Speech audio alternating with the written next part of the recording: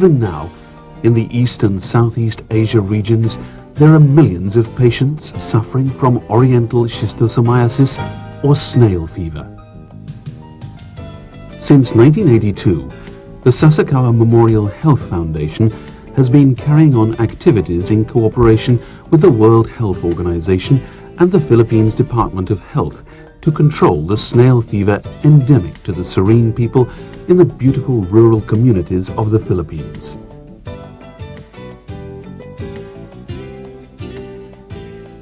Mass stool examination of the inhabitants and exhaustive treatment of those infected have been conducted together with health education and the application of molluscicides and environmental engineering to eliminate the snails which are the intermediate hosts for the disease.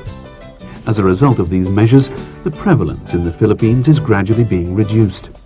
In 1985, this rate was 10.4% and it now stands at 4.5%.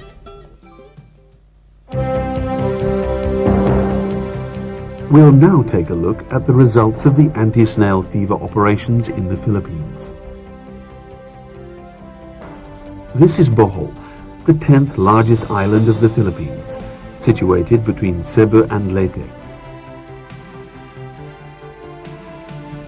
There is an isolated region of Schistosomiasis covering an area of 2,000 hectares in the municipalities of Talibon and Trinidad in the northeast of the island. There are 15 snail colonies where the marshlands, rich in taro, provide a habitat for the intermediate host snails, and infection occurs among the local inhabitants. Thorough elimination of these snails is carried out.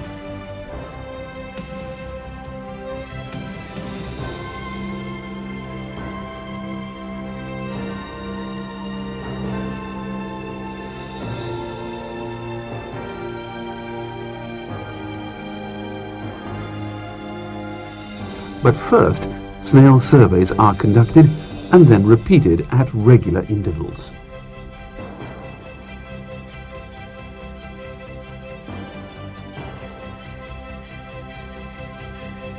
Then vegetation removal is performed to prevent stagnation of waterways and the formation of marshes, which provide an excellent shade that is conducive to the snail's breeding.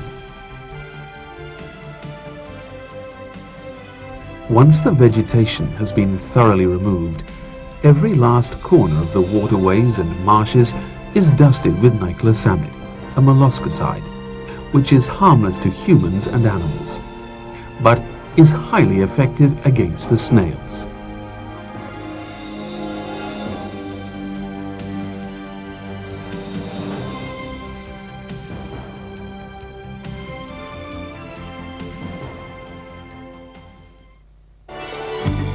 The water environment which provides the habitat for the snails is radically reclaimed so that it is no longer habitable for them. This type of agro-engineering measure is expensive, but is the most effective and enduring method.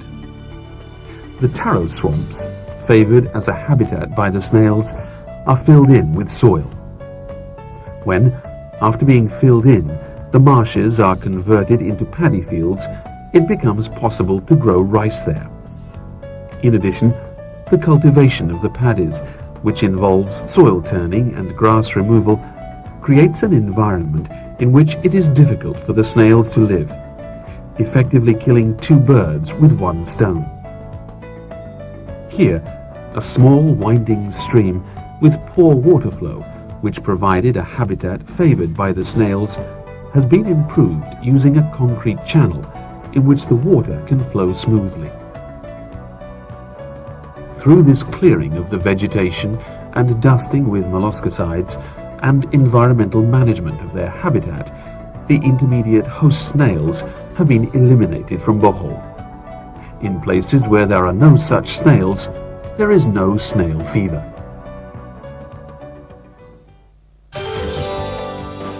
Next, we'll take a look at the recently started control measures on the island of Mindoro. Mindoro is situated approximately 200 kilometers to the south of Manila and is the 7th largest island of the Philippines.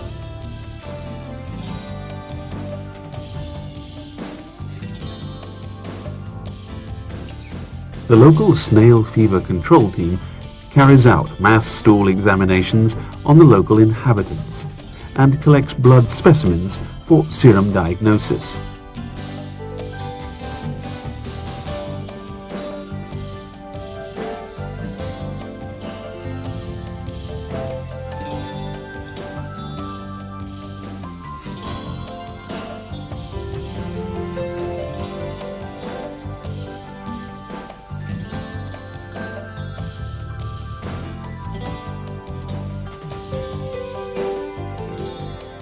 Snail surveys are proceeding vigorously.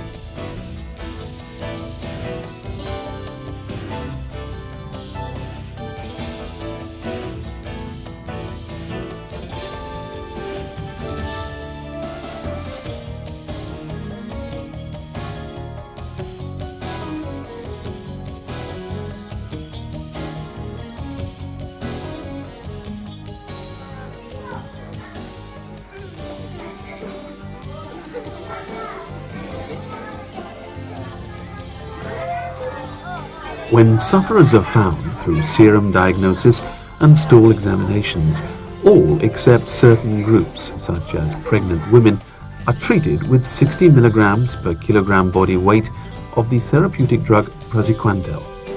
The drug is administered orally in adult doses of 3.5 grams twice daily.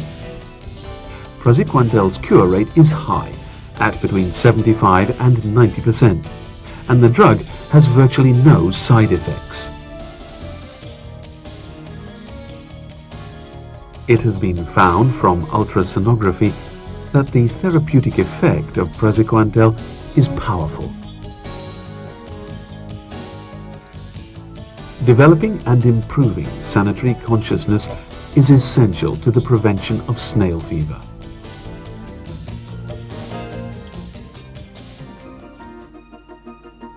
Health educational guidance is conscientiously conducted at the time of mass treatment to give the inhabitants an understanding of snail fever and motivate them for its elimination.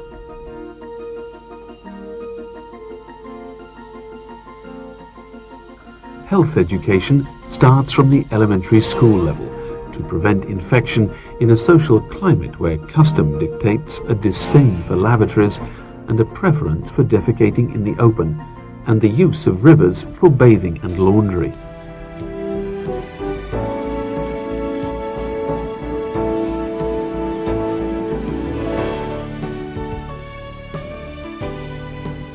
As a result of such preventive measures and the effect of education, this island is now virtually rid of its once typical chronic sufferers. However, the battle against snail fever on Mindoro has only just been joined. The detection of infected people through mass examinations and their treatment, together with the elimination of the intermediate host snails through the application of molluscicides and the maintenance of waterways and marshlands, must be steadily promoted.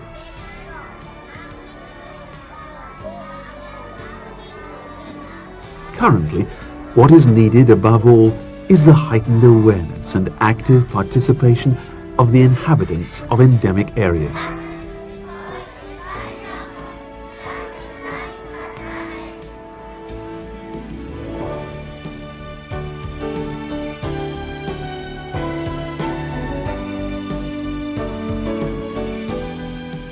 If only for the future happiness of these lovable children.